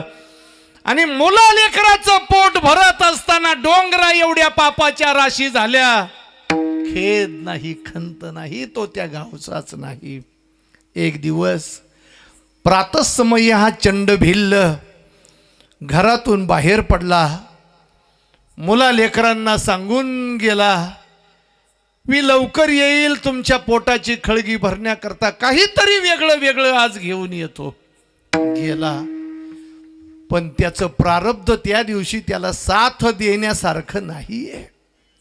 सकाळपासून दर्या डोंगर झाडा झुडपाचा धांडोळा घेतला, सूर्यास्त झाला, अंधकार दाटला, पण काही मिळालं नाही. चंडभिल्ल विचार करतो, जावं घरी तर रिकाम्या हातानं कसं जावं, जावं घरी तर कसं जावं. ड्युटी संपली, बेल झाली, भोंगा वाजला, घरी जायचंय, पण रिकाम्या हातानं कसं जाऊ. काही पिझ्झा बर्गर नाहीच आहे, काही माझ्याकडे जावं कसं. चंडभिल्ल विचार करतो. गेल्यानंतर मुलं बायको विचारतील, काय झालंय, काय आणलंय, काय खायचंय आम्ही. माझे हात रिकामे दिसलेत तर ते माझ्या कर्तृत्वाला खऱ्या अर्थाने लांछन लावतील. बाप होऊन आणि पती होऊन काहीच करता आलं नाही आमच्यासाठी, रिकाम्या हाताने आला, मरायचं का आम्ही. घरी जायचं नाही काहीतरी घेतल्याशिवाय. रात्रभर धांडोळा घेतला, काहीच मिळेना. त्या ठिकाणी एक सरोवर दिसलं, पाण्याचं तळं. विचार केला चंडभिल्लाने की या सरोवराच्या काठी जनावरं पाणी पिण्यासाठी, बोला ना, जनावरं पाणी पिण्यासाठी नक्की येतील. त्याच तळ्याच्या कडेला एक बिल्व वृक्ष, बेलाचं झाड आहे. विचार केला, या झाडावर का नाही बसू मी. गेला वरती, त्या झाडावर बसला आणि त्या तळ्याकडे एकटक पाहतोय, कधी जनावर येईल. धनुष्याला बाण लावलेला आहे. पण असं झालं, बेलाच्या झाडावर बसून त्या तळ्याकडे येणारी श्वापद पाहतोय, पण तळ्याचा काठ पाहण्याकरता अडसर ठरत होती त्या असलेल्या फांद्यांवरची बेलाची पानं. ती तोडायचा खाली फेकायचा, तोडायचा खाली फेकायचा. ज्या ठिकाणी तो खाली टाकत होता त्याच्या सुदैवानं त्या बिल्व वृक्षाच्या अगदी खोडाजवळ एक कचरा साचलेलं, गबाळ पडलेलं, झाकून गेलेलं भगवान शिवाचं शिवलिंग आहे. ऐका ना, भगवान शिव, भगवान विश्वनाथ, त्याचं एक नाव आहे शिवमहिम्न स्तोत्रामध्ये, आशुतोष. काय नाव, बोला बोला. आशुतोष हा संधियुक्त शब्द आहे, त्याचा विग्रह करायचा. आशु अधिक तोष. तोष म्हणजे संतुष्ट आणि आशु म्हणजे सत्वर, तत्पर, लवकर. आणखी सांगू, थोड्याशा साधनेनं संतुष्ट होणारा देव जर कोण असेल त्रैलोक्यामध्ये तो भगवान शंकर आहे. एक पसा पाणी एक बिल्व दळ, पूजन केवळ सोपे बहु. आणि म्हणून आजही भक्तिभावानं, श्रद्धायुक्त अंतःकरणानं, विश्वासानं, जबरी असलेल्या श्रद्धेनं तुम्ही पसाभर पाणी आणि बेलाचं दळ, त्रिदल भगवान शिवाला समर्पित कराल तर आजही तो आपल्याला प्रसन्न झाल्याशिवाय राहणार नाही. अशा सोप्या पूजनानं संतुष्ट होणारा भगवान शिव चंडभिल्ल न जाणता न कळत आडसर ठरतायत सरोवराच्या काठाला पाहण्याकरता म्हणून बेलाची पानं तोडून खाली फेकत होता. आणि ही कळत न कळत त्याच्याकडून हजारो बिल्वदळ शिवलिंगाकडे समर्पित होत होती. न जाणता शिवाचा महिमा सहस्र बिल्वदळानं भिल्लाच्या चंड भिल्लाकडून भगवान शंकराचा अभिषेक न जाणता होत होता. हेतू मनात अभिषेकाचा नव्हता, तो त्याच्या स्वार्थाकरता पानं तोडत होता. पण स्वार्थानं तोडत असलेली पानं शिवलिंगावरती अनाहूतपणानं पडत होती आणि न मनामध्ये साधली जाणारी भगवान शिवाची पूजा चंड भिल्लाकडून अनायासे त्या ठिकाणी होत होती. त्या पूजनानं, भिल्लाच्या पूजनानं भगवान शंकर संतुष्ट झाले. पण लगेच कसं काय समोर जावं म्हणून भगवान शंकराने यमराजाला पाठवलं चंड भिल्लाकडं. कोणाला कोणाला कोणाला? यमराजाला पाठवलं. यमराज म्हणजे सामान्य नाही महाराज. निहाळी पाके वडा पसरलासे चवडा जो करून या माझी वडा आकार गजू ही काळाची सत्ता आहे. ज्याचं नाव नुसतं उच्चारल्याबरोबर आपले सगळे अंगावरचे केस उभे राहतात, थरकाप सुटतो अख्ख्या चराचर सृष्टीला. तो यमराज त्या चंड भिल्लाच्या समोर आहे. पण याला काय माहिती हा यमराज हा गडी धसाड्या. त्याला वाटलं हा आडदांड कोण आलेला आहे गड्या. पाश घेऊन आलाय, यम पाश घेऊन आलाय, रेड्यावर बसून आलाय. कोण आहे आधटिंगण. हाय गडी रगाटच होता चंड भिल. याला काही परिणामाची चिंता नाही. तो म्हणलाय कोण तू कोण. त्याने सांगितलं या देहाला यमराज म्हणतात. यमराज कधीतरी आजा पंजाच्या मुखातून ऐकलंय हे नाव. ज्यांचं जगून झालंय त्यांना नेणारा मी. झोपले तुम्ही. ज्यांचं जगून आटपलेलं आहे त्यांना नेणारा मी. काही लोक मला काळ म्हणतात. मीच यमधर्म आलो. कशाला आला बाबा. ते म्हटले गड्या तुझ्याकडून सहस्र बिल्व दळाची भगवान शिवाची पूजा घडलेली आहे. मी आलोय विनाकारण नाही. भगवान शंकरानं मला पाठवलंय. तुझ्या झालेल्या पूजेवरती भगवान शिव संतुष्ट आहे आणि मला पाठवलंय. तुझी काय अपेक्षा आहे ती पूर्ण करण्यासाठी. बोल तुला काय पाहिजे. कोण म्हणतंय. भगवान शिवाचा संदेश त्याच्यापर्यंत ज्याने आणला तो यमराज म्हणतोय बोल तुला काय पाहिजे. या चंड भिल्लानं त्रैलोक्याचं राज्य मागितलं असतं तरी दिलं असतं. यानं आता किती भाव आहे काय माहित नाही, पण तोळा कसा आहे तोळा मला नाही काय माहित. मी असा यडपट माणूस तुम्ही महाराष्ट्रात पाहिला असेल. खरंच ना. मला आमच्या संदीप महाराजाला विचारा साखर काय भाव आहे, शेंगदाणा काय किलो आहे, मला अजिबात माहीत नाही. तसल्या गोष्टीत आपण डोकंच घालीत नाही.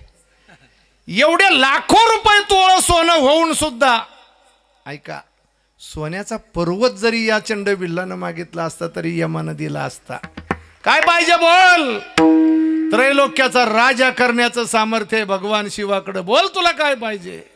तो म्हटलं एवढीची गरज नाही मला. मी भिल्ल समाजातला आहे. हे जनावरं मारणं, त्याच्यावर पोट भरणं, जाळं लावणं, त्याच्यात जनावरं पकडणं हा आमचा व्यवसाय आहे. पाखरं पकडणं, पक्षी पकडणं, जनावरं पकडणं मला काय बाकीचं लागत नाही. हे सोनंही जाऊ देन, मेरूही जाऊ देन, पासबुकही जाऊ देन, अकाउंटही जाऊ दे तिकडं घाल मातीत.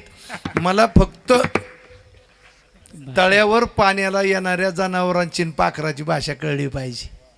काय काय काय राजा प्रसन्न झाला. काय पाहिजे म्हणला काय नाही माझ्याकडे तांबाखू आहे पण चुन्याची डबी नाही. इतकं दलिंदर ते. मला दुसरं काहीच लागत नाही. मला पशु पक्ष्याची भाषा कळली पाहिजे गड्या. तथास्तु म्हटलं. यमराज निघून गेला. सूर्योदय झाला.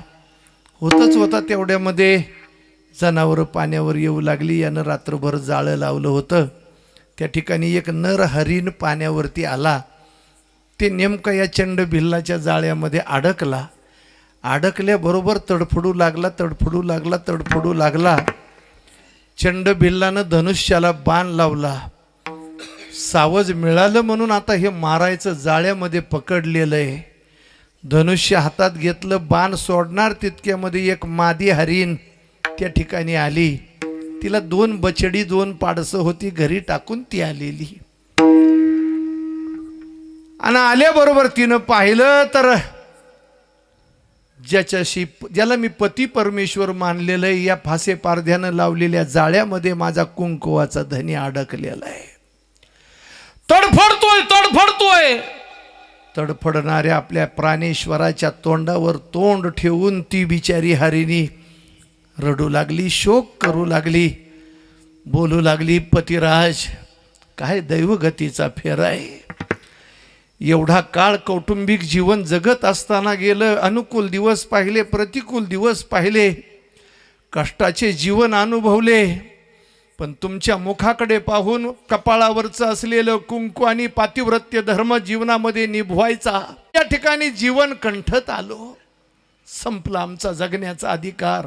का ते नरहरीण बोलत होतं, का असं औदासिन्याचं बोलतेस तू? ती म्हटली, मालक, धनी जर जगामध्ये राहिला नाही तर त्याच्या पत्नीला तरी जगण्याचा काय अधिकार आहे? बस प्राणनाथाच्या नंतर जगणं हे विरहिणीचं जगणं काय उपयोगाचं जगणं आहे? मलाही तुमच्या बरोबर यायचं. धनुष्याला बाण लावून प्रत्यंजा खेचून उभा असलेला चंडभिल्ल विचार करतो, अरे जन्म हरणाचा मिळालाय तरी धर्माच्या गोष्टी करतात, प्रारब्धाच्या गोष्टी करतात, नीती अनितीच्या गोष्टी करतात. अरे ही जनावरं नेमकी काय आहे? त्याला यमाच्या आशीर्वादानं पशुपक्ष्याची, जनावराची भाषा कळू लागलेली होती. दोघं पती पत्नी खेद करत होते. तितक्यात दुसरी गर्भिणी असलेली पत्नी, पतिव्रता मागच्या जन्मातली, ती आली. तिनंही पाहिलं आपला प्राणेश्वर पारध्याच्या जाळ्यामध्ये अडकलेला आहे. तीही खेद करू लागली. जी अगोदर आली होती तिची 2 पाडसं घरी होती, ती नंतरची आलेली तिला विनंती करू लागली, बाईसाहेब तुम्ही जाणं योग्य नाही, तुम्ही घरी जा. 2 लेकरं आहेत आपली वंश चालवणारी, त्यांना सांभाळा. मी जाते मालकाच्या बरोबर, तुम्ही राहा, आपला वंश पुढे प्रवाहित करण्याचं काम करा. शेवटी दोघी ऐकेनात. नरहरीनही विनंती करते, हट्टाला पेटल्या, राहीनात. पारधी चंडभिल्ल स्तंभित झाला, स्तिमित झाला. काय म्हणावं यांना? अरे निर्बुद्ध जनावराचा जन्म मिळूनही नीती धर्माच्या गोष्टी करतात. ज्यांना लाख मोलाचं आयुष्य मिळालं, मनुष्य देह मिळाला, ती माणसं धर्माच्या तत्वज्ञानाच्या शिवेवर सुद्धा अजून पोचली नाहीत. अरे ही जनावर नीती धर्माच्या गोष्टी करतात. उडी मारली चंदभिल्लानं, बेलाच्या झाडावरून खाली पळत आला त्यांच्या जवळ, आणि त्यांच्या जवळ आल्याच्या नंतर त्या दोघीही आणि हा नरहरीनही विनंती करू लागले, बाबा आम्हाला फक्त मुक्त कर, कोणाचाही आत्मा अतृप्त राहू नये. आमच्या मालकाची इच्छा होती पाणी पिण्याची, शब्द देतो तुला. अरे व्याकुळ झालेल्या आमच्या धन्याला या सरोवराचं पाणी पिऊ दे. आम्ही सुखानं तुझ्या पुढे उभं राहतो, तू आम्हाला मार. हा शब्द आमचा आहे. चंडभिल्ल म्हणू लागला, वा हुशार दिसता, जाळ्यातून सुटका करून पळून जाण्याचा विचार आहे तुमचा. सांगितलं, बाबा आम्ही पळून जाणाऱ्यातले नाही, शब्द देतो तुला, जर आम्ही तुला ठकवून जाऊ तर जगामध्ये अशी अनेक गोष्टीच्या आचरणानं जी पापं लागतात ती सगळी पापं आम्हाला लागतील. काय काय पाप आहेत? सगळा अभंग आहे नामदेवरायाचा. या जन्मामध्ये पंगत बसलेली आहे, आणि बसलेल्या पंक्तीमध्ये जर वाढणारीनं पंक्ती भेद केला, नामदेवरायाचं प्रमाण आहे, माझं पदर नाही. पंक्ती भेदकेची मरतील पोरे, किंवा पती मरे बाळपणी. गुरुद्रोह्याचं पाप, पंक्ती भेदाचं पाप, ही सगळी जगातली पाप. आम्ही जर तुला फसवून पळून जाऊ तर सगळी पाप आम्हाला हरणाला लागतील. हा शब्द आहे तुला. जनावर हरण पाणी पिऊन आली आणि मग म्हटली, एक काम करा, घरी आमची पाडसं आहेत छोटी छोटी, चल घरी घेऊन गेली त्या पारध्याला. ती पाडसंही पळत पळत आली. मारायचं असेल तर आमच्या आई बापाच्या अगोदर आम्हाला मार भिल्ला, चंड भिल्ला. अरे यांना मारण्यापेक्षा आम्हाला मार. आमच्या शरीराचा कोवळं मांस तुझ्या मुला लेकराला खाऊ घाल, संतुष्ट होतील तुझी मुलं लेकर तुझं कुटुंब. आश्चर्य वाटलं चंड भिल्लाला, काय हा प्रकार आहे. सगळीच्या सगळी हरण धर्म तत्वज्ञानाच्या गोष्टी नीती अनितीच्या करतात, उभे राहतात. बायका म्हणतात आम्हाला पहिलं मारा, नवरा म्हणतो तुम्ही नका आम्हाला मरू द्या. आणि छोटी छोटी पिलं पुढं सरसावून माय बापाचं मरण निवारण्याकरता मरण आपल्या खांद्यावर छातीवर घ्यायला तयार होतात. पारद्याच्या हातून असलेलं धनुष्य बाण खाली निष्ठून गेलं आणि पारध्यानं प्रामाणिकपणानं सांगितलं की नाही, मी नाही तुम्हाला मारू शकत, माझं प्रारब्ध मला इथपर्यंत घेऊन आलं. हा पूर्वजन्मीचा भूतसेन नावाचा गंधर्व आहे. आणि ज्या दिवशी हा प्रकार घडलाय तो दिवस आहे शिवरात्रीचा. आणि त्याच दिवशी या 5 जणांचा उद्धार झाला आणि भगवान शिवाच्या शिवदूतांचं विमान या 5ही जणांना घेऊन शिवलोकाला गेलं. चंडभिल्ल खेद करू लागला हा भूतसेन. त्याला शिवदूतांनी आचरणाचे धडे दिले. पुढच्या शिवरात्रीपर्यंत शुद्ध शाकाहारी आहार सत्वशुद्धी अशा स्वरूपाचं आचरण प्रणाली बाळग. पुढच्या शिवरात्रीपर्यंत भगवान शिवाचं त्या ठिकाणी चिंतन कर. पुढील शिवरात्रीला तुलाही शिवलोकाची प्राप्ती होईल. ठरल्याप्रमाणे महाशिवरात्रीला दुसऱ्या या चंडभिल्लाचा उद्धार होतो आणि त्यालाही भगवान शिवाचं विमान नेण्याकरता येतं. कैलासाला गेला तो तुकोबाराय म्हणतात, नाथ महाराज म्हणतात, कैलासासी नेला भिल्ल पानेडी बैसला. भिल्ल पानेडी बैसला, भिल्ल पानेडी बैसला. येत नाही का आता, मला पण लय हाऊस आहे. ऐका, आमचे वैद्य महाराज म्हणायचे काहीच येत नाही पण चिपडा डोळा चमकी तू. ऐका, कैलासासी नेला भिल्ल पानेडी बैसला. त्या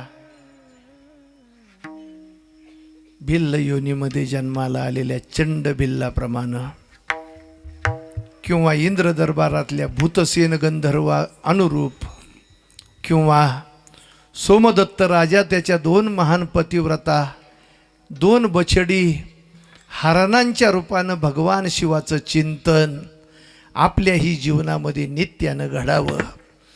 भगवान शिवाच्या महिन्याला येणाऱ्या शिवरात्रीला ही भगवान शिवाची आराधना आपल्याकडून घडावी आणि महाशिवरात्रीच्या उत्तमोत्तम पर्व काळावरती भगवान शिवाचं चिंतन करून आपला काळ व्यतीत व्हावा आणि आपल्यालाही एक दिवस भगवान शिवानं कैलासाला न्यावं, तरच जीवनाची सार्थकता आहे. शिवरात्रीचा उपवास करायचा, कथा ऐकायची आणि मगच मेल्यानंतर कैलासवासी म्हणायचं. ऐका, नाही तर नुसतंच कैलासवासी तरी काय, स्वर्गवासी कैलासवासी हे नाही इलाजानं म्हणायचंय, नरकवासी लिहिण्याची सोय नाही म्हणून. ऐका, आपल्याकडूनही भगवान शिवाचं असं चिंतन घडावं. आपलं ही जीवन त्या भिल्लाप्रमाणे उद्धाराच्या मार्गानं मार्गक्रमित व्हावं अशी अपेक्षा या निमित्ताने व्यक्त करतो. महाशिवरात्रीच्या पर्व काळावरती ही सेवा माझ्याकडे आली, ज्यांच्या माध्यमातून ते आमचे अकोले तालुक्यातील परममित्र हरिभक्तीपरायण अमोल महाराज भोत, मला वाटतं कैलास शेठ सोनवणे यांचे ते नातेवाईक आहेत, त्यांचे बंधू लागतात ते. आणि किती तळमळ या सोनवणे परिवाराला. मी इथे येईपर्यंत सकाळपासून नक्कीच आमच्या प्रशांत भाऊनी 25-30 मला फोन केले असतील. कुठवर आलाय, निघालाय का नाही. ऐका, अगदी या चौफुलीला येईपर्यंत सारखे फोन. आणि म्हणून या मंडळींच्या माध्यमातून ही सेवा माझ्याकडे आली. या निमित्तानं उपस्थित असलेले आमचे मित्र फार जुने, हरिभक्तीपरायण परम आदरणीय वंदनीय उत्तम बाबा, त्याचप्रमाणे महाराष्ट्रामध्ये संगीताच्या क्षेत्रामध्ये ज्यांच्या लयबद्ध गायनानं, ज्यांच्या असलेल्या सुरेल तानानं खऱ्या अर्थानं जे तेज महाराष्ट्रामध्ये पडलेलं आहे, त्या तेजाचा प्रकाश म्हणजे आमचे प्रकाश महाराज सुरोसे. अत्यंत सुंदर तयारी त्यांची, खूप तयारी. त्यांचे चिरंजीव आमच्या संगमनेरला सांदीपनी गुरुकुल आश्रमात राम महाराज पवळ यांच्याकडे शिकले. तुकाराम भावानं माझी लई कीर्तनं वाजवली म्हणून तो ध्यानावर वाजवितो. असं आहे. मला अजिबात आवडत नाही हे त्याला माहिती आहे, म्हणून अगदी मापात माझा स्वभाव आहे महाराज. आपल्याला कोणी बोलू न बोलू, पण नाकापेक्षा मोती जड चालत नाही, मापात. वारकरी बाजाचं वाजवणं. प्रकाश महाराज, तुमच्या पोटी असा पुतळा जन्माला आलाय, त्यानं आमचा संगमनेर तालुका हलवून टाकलाय. वारकरी बाजाचं वाजवणं कोणाचं? तर तुकाराम बुवा सुरवसी. वा, काय गोड आहे. आणि बापाला समाधान, बापाला आनंद त्या दिवशी. पुत्राच्या विजयी पिता संतोषत जाय. फार आनंद आहे महाराज. परमार्थिक वारसा मागं चालला पाहिजे तर उपयोग आहे. आज लय पडझड झालेली, लय पडझड. मोठ्या मोठ्या महाराष्ट्र भूषणांची बेकारी झाली, गटारं कमी पडायला लागल्या. त्याच्याकरता या क्षेत्रामध्ये तुम्ही मी एवढा भाग्यवान आहे. ऐका, आपला फकडूचा पोरगा गाथा मंदिरला MA आचार्य झालाय काशी वाराणसी विश्वविद्यालयामध्ये. एक किंमत राहते महाराज. मुलालाही कळावं आपल्या बापानं काय संघर्ष केलाय, बाप कोणती साधना करत आलाय. तुकाराम बुवाच्या माध्यमातून प्रकाश महाराजांच्या जीवनाला एक वेगळी झळाळी प्राप्त झालेली आहे. इकडच्या बाजूला हरिभक्तीपरायण परम आदरणीय वंदनीय भीमराव अण्णा असतील, दिगंबर बुवा असतील. इकडच्या बाजूचे मृदंगाचार्य हरिभक्तीपरायण राजेंद्र महाराज घायाळ असतील. सर्व माझी पूजनीय टाळकरी वारकरी महाराज मंडळी, श्रोत्यांमध्ये असलेली सुद्धा अनेक ज्येष्ठ श्रेष्ठ सांप्रदायिक मंडळी, सर्वांच्या पवित्र चरणाचं दर्शन घेतो. आणि भगवान शिवाच्या कृपेचे कृपाभिलाषी आपण बनावं अशी भगवान विश्वनाथाकडे विनंती करतो आणि थांबतो. ज्ञानेश्वर